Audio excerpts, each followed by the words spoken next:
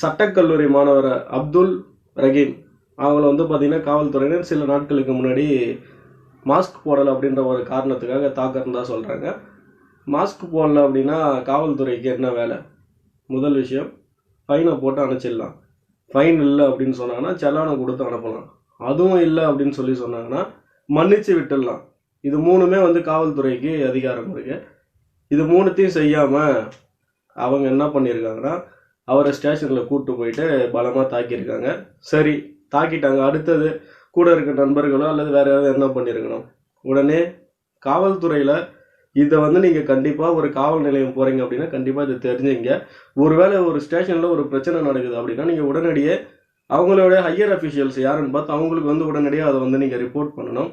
இப்போது ஒரு இன்ஸ்பெக்டர் ரேஞ்சில் நடக்குது அப்படின்னா அடுத்தது யார்? டிஎஸ்பி இருப்பாங்க, அல்லது வந்து சிட்டி லிமிட்டில் கமிஷனர் இருப்பாங்க.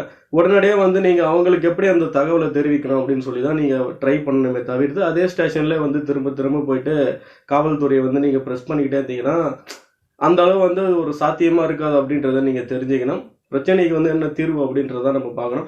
அப்படியே இல்லை அப்படின்னா கண்ட்ரோல் ரூமுக்கு நீங்கள் ஃபோன் பண்ணி சொல்லலாம். கண்ட்ரோல் ரூமுக்கு ஒரு விஷயத்து இந்த மாதிரி ஒரு ப்ரூட்டலாக தாக்குறாங்க அல்லது வேறு ஏதோ வந்து பாதிப்பு ஏற்படுது அப்படின்னு உடனடியாக வந்து நீங்கள் அந்த விஷயத்த கண்ட்ரோல் ரூமுக்கு கண்டிப்பாக தெரிவிக்கலாம். அப்படி தெரிவிச்சிங்க அப்படின்னா அங்கே இருக்க ஹையர் அஃபிஷியல்ஸால் இது வந்து ஒரு அந்த ஸ்டேஷனோட நாலேஜுக்கு வந்து இது மாதிரி இது மேலே போயிடுச்சு அப்படின்றத கொண்டு வரதுக்கான வாய்ப்பு இருக்குது. அப்படி இது மாதிரி ஒரு சில விஷயங்களை நீங்கள் அந்த இடத்துல ஒரு துரிதமாக செஞ்சுருந்தீங்க அப்படின்னா இந்த அளவு வந்து இவர் பாதிக்கப்பட்டிருக்க மாட்டார் அப்படின்றது என்னுடைய கருத்து. அது மட்டும் இல்லாமல் ஒரு போலீஸ் சட்டக்கல்லூரி மாணவர் அப்படின்னு சொல்லி அடிக்கிறாங்க அப்படின்னா கண்டிப்பாக முன்னாடி இந்த சாத்தங்குளம் சம்பவத்தில் சொல்லியிருந்தாங்க பாருங்க, இந்த நிறைய போலீஸ் வந்து இந்த மன உளைச்சலுக்கு ஆளாயிருக்காங்க அப்படின்னு சொல்லிட்டு அந்த மாதிரி குரூப்பாக இருப்பான், இல்லைனா பைத்தியமாக இருப்பான். ரெண்டுத்துல ஏதாவது ஒன்றா தான் இந்த நண்பரை தாக்கிய அந்த காவல்துறை இருப்பாங்க அப்படின்றத சொல்லிக்கிட்டு வழக்கமாக சொல்கிறது தான். எல்லா போலீஸும் வந்து நல்லவங்களும் கிடையாது, எல்லா போலீஸும் கெட்டவங்களும் கிடையாது. ஒரு சில அந்த சில தான் வந்து பார்த்தீங்கன்னா இந்த மாதிரி சில விஷயங்களை செஞ்சுக்கிட்டு இருக்கு அப்படின்றத சொல்லிக்கிட்டு இது போல் மறுபடியும் எந்த ஒரு சட்டக்கல்லூரி நண்பர்களுக்கோ பொதுமக்களுக்கோ யாருக்கும் நடக்கக்கூடாது அப்படின்றத அது மட்டும் இல்லாமல் இந்த நண்பர் அவர்களுக்கு வந்து என்னோட வருத்தத்தையும் தெரிவிச்சுக்கிறேன்.